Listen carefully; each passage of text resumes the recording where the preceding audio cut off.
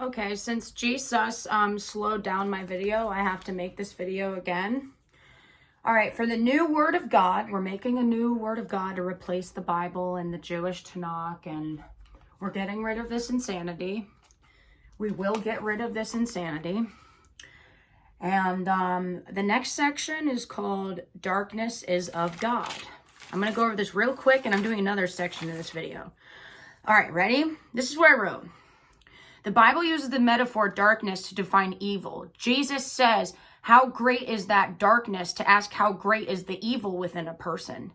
He says, how great is that darkness within you? Meaning, how great is the evil within you?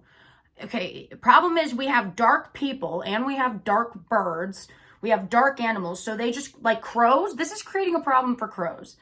So they just created a problem for African Americans, crows, etc. on a total subconscious level. Whether people want to admit it or not. The Word of God cannot define darkness as evil. It's the most serious piece of literature there is. In one view of heaven I have, it's dark outside with a giant moon and glowing mushrooms are on the ground. So in my ideal heaven, it's dark outside and there's glowing plants. I saw this on We Heart It or something. Like, darkness is a part of a good life. Heaven, if you want to say heaven is like a good life. Also, if you look at a picture, if I took a picture of myself right now and you make it black and white and black are both equally needed to make the picture. The gray is made from mixing black and white. Point is, you need both darkness and light, or you're going to have nothing but a blank picture. And Isaiah 45:7 uses a problematic metaphor in the Old Testament as well. It says, I, the Lord, create light and darkness, I create good and evil, as if light and dark are comparable to good and evil. No, light and dark are both good. Good and evil, one is hurting everybody. Good is good for everybody. Light helps people, dark helps people. Good helps people, evil hurts people. So it's like, we need to get rid of this book, okay?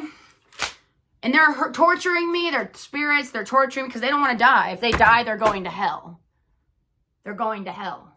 They've been living for thousands of years, the gods that have made these books, and they're afraid to die. Oh, I was going to do another section real quick.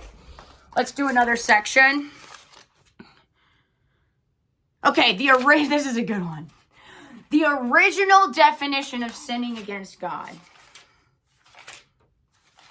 This is okay, you ready? What I'm about to teach you, I would like to call a truth theory. It's not my opinion, it's my theory on the truth. I'm almost positive this is the case. There is a real meaning to sinning against God. It's something horrible, it's insane, and it's insane to say everyone does it. You know, the Christianity is saying everyone's a sinner.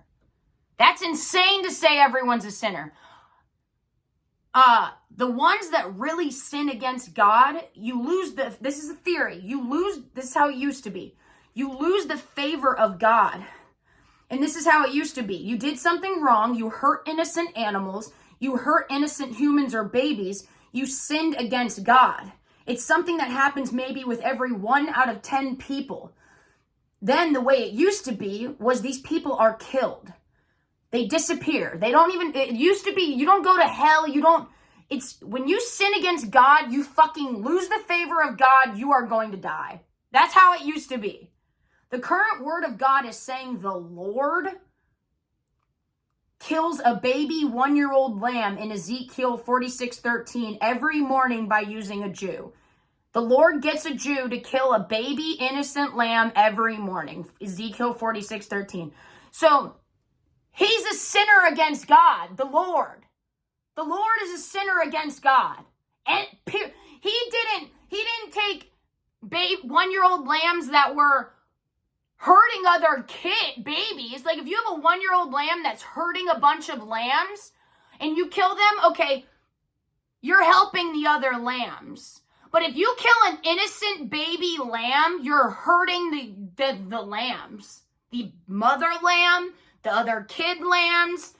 If you killed a baby 1-year-old lamb that was like hurting a bunch of like 5-month-old lambs, and you killed that 1-year-old lamb, then the 5-month-old lambs would be happy.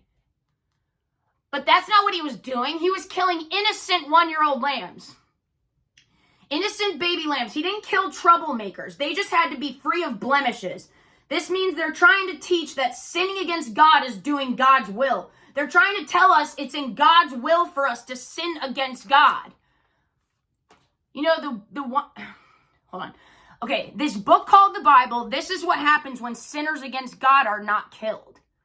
We get punished by God by them overtaking us and controlling us. The real sinners against God were not killed, so now they're in control, which means the best way to survive now is to be a sinner against God.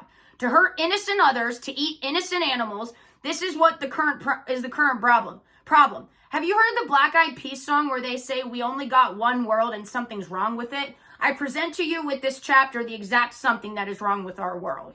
I was supposed to put that at the beginning. I just told you exactly what's wrong with our world.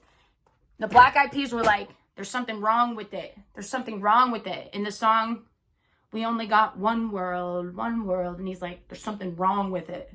Like, it's a fallen world. This is a very fucked up thing occurring.